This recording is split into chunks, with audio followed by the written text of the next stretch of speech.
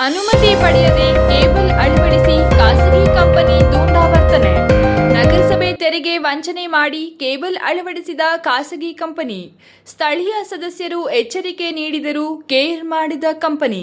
Cable ಜಪ್ತಿ ಮಾಡಿದ ನಗರಸಭೆ ಅಧಿಕಾರಿಗಳು. ಚಿಕ್ಕಬಳ್ಳಾಪುರ ನಗರಸಭೆ ವ್ಯಾಪ್ತಿಯಲ್ಲಿ ಹೇಳೋರು ಕೇಳೋರು ಯಾರೂ ಇಲ್ಲದ ಪರಿಸ್ಥಿತಿ ನಿರ್ಮಾಣವಾಗಿದೆಯಾ?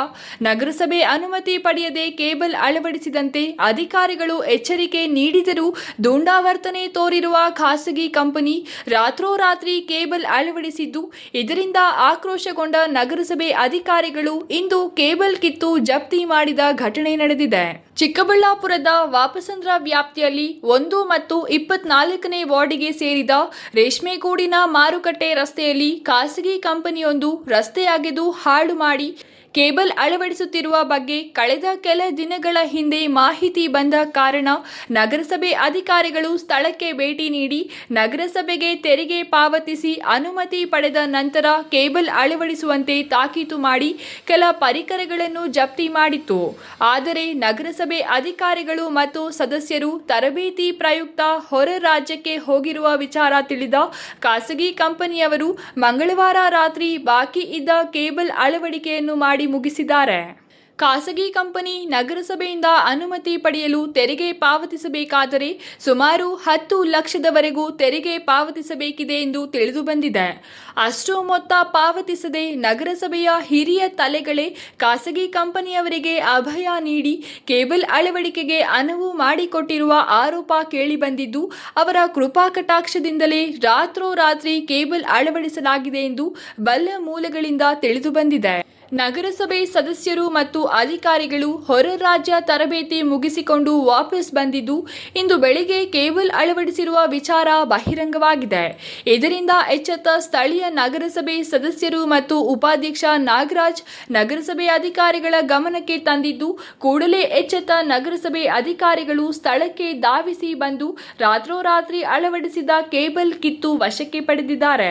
ಅನುಮತಿ ಇಲ್ಲದೆ ಎಚ್ಚರಿಕೆ ನೀಡಿದರೂ ನಿರ್ಲಕ್ಷ್ಯ ವಹಿಸಿ ಕೇಬಲ್ ಅಳವಡಿಸಿರುವ ಖಾಸಗಿ ಕಂಪನಿ ತೆರಿಗೆ ಪಾವತಿಸುವ ಜೊತೆಗೆ ಮಾಡಿರುವ ತಪ್ಪಿಗೆ ದಂಡ ಪಾವತಿಸಬೇಕಿದೆ. ಅಲ್ಲದೆ ಅನುಮತಿ ಇಲ್ಲದೆ ಸಾರ್ವಜನಿಕ ರಸ್ತೆ ಅಗೆದು ಹಾಳು ಮಾಡಿರುವ ಕಾರಣ ಈ ಕಂಪನಿ ವಿರುದ್ಧ ದೂರು ದಾಖಲಿಸುವ ಭರವಸೆಯನ್ನು ಪೌರಾಯುಕ್ತರು ನೀಡಿದ್ದು, ಮುಂದಿನ ಬೆಳವಣಿಗೆ ಏನಾಗಲಿದೆ ಎಂಬುದನ್ನು ಕಾದು ನೋಡಬೇಕಿದೆ. 24ನೇ ವಾರ್ಡಿನ ನಗರಸಭಾ ಸದಸ್ಯರು, ಅದೇ ರೀತಿ ಪಕ್ಕದಲ್ಲಿ 1ನೇ ವಾರ್ಡು ಸುಮಾ ಶಶಿಶೇಖರ್ ಅವರು ಬೆಳಗಿನ ಜಾವ ಫೋನ್ ಮಾಡಿದರು. ಸರ್, ಇಲ್ಲಿ ಕೇಬಲ್ ಎಲ್ಲನೂ ಮೊನ್ನೆ ನಾವುಗಳೆಲ್ಲ ಸೇರಿ ನಿಲ್ಲಿಸಿದ್ವಲ್ಲ, ನಾವು ಈ ರೀತಿ ಒಂದು ಪ್ರವಾಸ ಹೋಗಿದ್ವಲ್ಲ ಸ್ವಚ್ಛ ಭಾರತ್ ಅಭಿಯಾನ ವಿಚಾರವಾಗಿ, ಅಂಥ ಒಂದು ಸಂದರ್ಭದಲ್ಲಿ ರಾತ್ರೋರಾತ್ರಿ ಕೇಬಲ್ ಎಲ್ಲ ಅಳವಡಿಸ್ಬಿಟ್ಟಿದ್ದಾರೆ. ಇದರಿಂದ ನಗರಸಭೆಗೆ ಬರುವಂಥ ಆದಾಯ ತೊಂದರೆ ಆಗಿದೆ. ಇದ್ರ ಬಗ್ಗೆ ನೀವು ಕ್ರಮ ಏನು ತಗೊಂಡ್ರಿ ಅಂತೇಳಿ ಸದಸ್ಯರು ಫೋನ್ ಮಾಡಿದರು. ಕೂಡಲೇ ನಾನು ನಮ್ಮ ಪೌರಾಯುಕ್ತರಿಗೆ ಫೋನ್ ಮಾಡಿದೆ, ಅದೇ ರೀತಿ ಜೈ ಅವ್ರಿಗೂ ಫೋನ್ ಮಾಡಿದೆ. ಈ ರೀತಿ ಎಲ್ಲ ಆಗಿದೆಯಲ್ಲ, ಯಾಕೆ ಈ ಥರ ಆಗೋದಕ್ಕೆ ಅವಕಾಶ ಮಾಡಿಕೊಟ್ರಿ ಅಂದಾಗ ಜೈ ಅವರು ಕೂಡ ಈಗಾಗಲೇ ಮೈಸೂರು ಟ್ರೈನಿಂಗಲ್ಲಿದ್ದಾರೆ. ಅದೇ ರೀತಿ ಪೌರಾಯುಕ್ತರು ಕೂಡ ನಮ್ಮ ಒಂದು ಸ್ವಚ್ಛ ಭಾರತ್ ಅಭಿಯಾನ ಒಂದು ಕಾರ್ಯಕ್ರಮನ ಇಂಡೋರ್ಗೆ ನಮ್ಮ ಜೊತೆಯಲ್ಲಿ ಇದ್ದರು.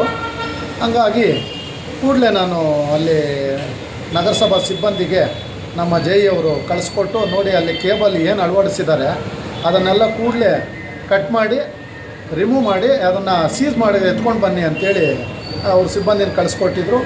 ಅದೇ ರೀತಿಯಲ್ಲಿ ಇವತ್ತು ಅಲ್ಲಿ ಎಲ್ಲ ಕೇಬಲ್ ಅಳವಡಿಸಿರೋದನ್ನು ಸುಮಾರು ಒಂದು 60% ಅಷ್ಟು ಕಟಿಂಗ್ ಮಾಡೋ ಹಂಗಾಯಿತು. ಕಟ್ ಮಾಡಿ ಕೇಬಲ್ಲು ಸೀಸ್ ಮಾಡಿ ತಗೊಂಡು ಬಂದಿದ್ದಾರೆ. ಇನ್ನು ಜೈ ಅವರು ಶನಿವಾರ ಬರ್ತಾರೆ. ಮೇ ಬಿ ಶನಿವಾರ ಬಂದಾದಮೇಲೆ ಈಗಾಗಲೇ ಕಮಿಷನರ್ ಅವರು ಹೇಳಿದ್ದಾರೆ, ಅವ್ರ ಮೇಲೆ ನಾನು ಕಾನೂನು ರೀತಿ ಕ್ರಮ ತಗೊಳ್ಳೋದಕ್ಕೆ ನಾನು ಕಂಪ್ಲೇಂಟ್ ಕೂಡ ಅವ್ರ ಮೇಲೆ ಲಾಡ್ಜ್ ಮಾಡಿಸೋ ಅಂಥದ್ದಾಗುತ್ತೆ. ಇಲ್ಲ ಅಂತೇಳಿದ್ರೆ ಕೂಡಲೇ ಬಂದು ಏನಾದರೂ ನಮಗೆ ನಗರಸಭೆಗೆ ಪಾವತಿ ಮಾಡಬೇಕಾಗಿದೆ ಅಷ್ಟು ಪಾವತಿ ಮಾಡಿ ದಂಡ ಹಾಕ್ತೀವಿ. ಆ ದಂಡ ಕೂಡ ಕಟ್ಟಬೇಕಾಗ್ತದೆ. ಯಾಕಂದರೆ ಸಾರ್ವಜನಿಕರ ಒಂದು ನಗರಸಭೆ ಆಸ್ತಿಗೆ ಹಾನಿ ಉಂಟು ಮಾಡಿದ್ದಾರೆ. ಕಾನೂನು ಕೈಗೆ ತಗೊಂಡು ಈ ರೀತಿ ಕೆಲಸ ಮಾಡಿರೋದ್ರಿಂದ ಅವ್ರ ಮೇಲೆ ಕಾನೂನು ಕ್ರಮ ತಗೊಳ್ಳೋದಕ್ಕೆ ಅವ್ರ ರೀತಿ ಹಿಂಜರಗಲ್ಲ ಅಂತೇಳಿ ಹೇಳಿದ್ದಾರೆ.